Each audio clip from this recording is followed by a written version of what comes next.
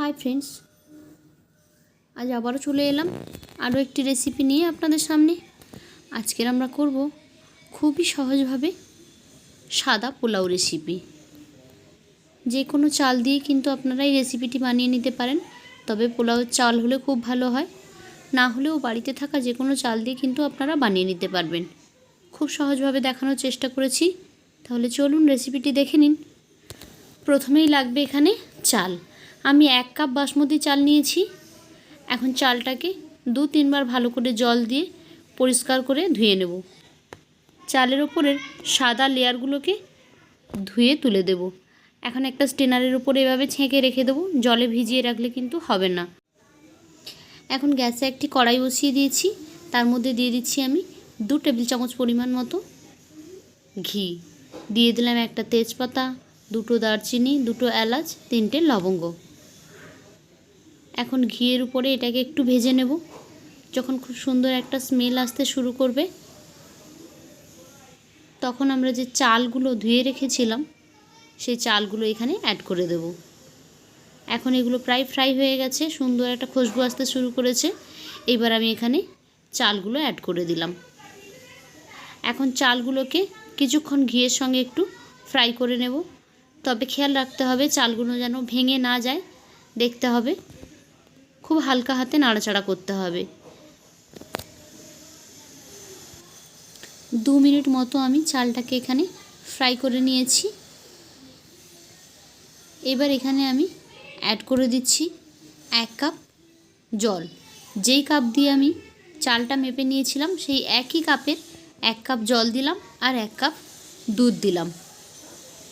মনে রাখতে হবে যতটা চাল এখানে অ্যাড করেছি তার ডবল কিন্তু জল দিতে হবে। আমি এখানে 2 কাপ জলের পরিবর্তে 1 কাপ জল আর 1 কাপ দুধ দিয়ে পোলাওটা রান্না করেছি। আপনারা চাইলে কিন্তু পুরোটা জল দিয়ে করতে পারেন, তবে দুধ দিয়ে রান্না করলে এর টেস্টটা অনেক ভালো হয়। এখন দেখুন কিছুক্ষণ ঢেকে রেখেছিলাম, এই যে দুধটা অনেকটা কমে গেছে আর এখানে চালটাও প্রায় 80% মতো কুক হয়ে গেছে। নিচে কিন্তু এখনও রস রয়েছে। এখন আমি উপর থেকে অ্যাড করে দিলাম পরিমাণ মতো লবণ, দিয়ে দিলাম 2 চামচ চিনি, সেই সঙ্গে এখানে দিয়ে দেব 2 চামচ কেওড়া জল। হালকা হাতে একটু নাড়াচাড়া করে দেব। খুব সাবধানে নাড়তে হবে, না হলে কিন্তু ভাতগুলো ভেঙে যেতে পারে। একটু নাড়াচাড়া করে উপর থেকে পেঁয়াজের বেরেস্তা ছড়িয়ে এটাকে আমরা আবারও ঢেকে কিছুক্ষণ রেখে দেব। দমে দিয়ে দেব 3 থেকে 4 মিনিট মতো, তাহলেই কিন্তু আমাদের পোলাওটা একেবারে রেডি হয়ে যাবে। আমি ঢেকে দিলাম, ফিরে এলাম 3-4 মিনিট পরে। তো এখন দেখুন পুরো জলটাই কিন্তু শুকিয়ে গেছে। যেহেতু আমি এখানে দুধ অ্যাড করেছি সেই জন্য ভাতটা একটু জড়ানো জড়ানো মনে হচ্ছে, তবে যখন এটা বাতাস পেয়ে ঠান্ডা হয়ে যাবে তখন কিন্তু ভাতগুলো ঝরঝরে হয়ে যাবে।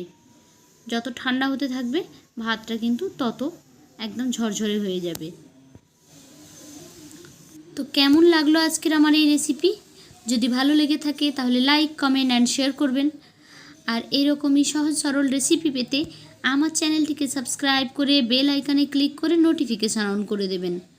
তাহলে যখনই আমি কোনো নতুন ভিডিও আপলোড করব সেই ভিডিওর নোটিফিকেশান সবার আগে পৌঁছে যাবে আপনাদের ফোনে। তো আজকের মতো এই পর্যন্ত। ফিরে আসবো আগামীকাল নতুন আরও একটি ভিডিও নিয়ে। ততক্ষণ সবাই ভালো থাকুন। টাটা।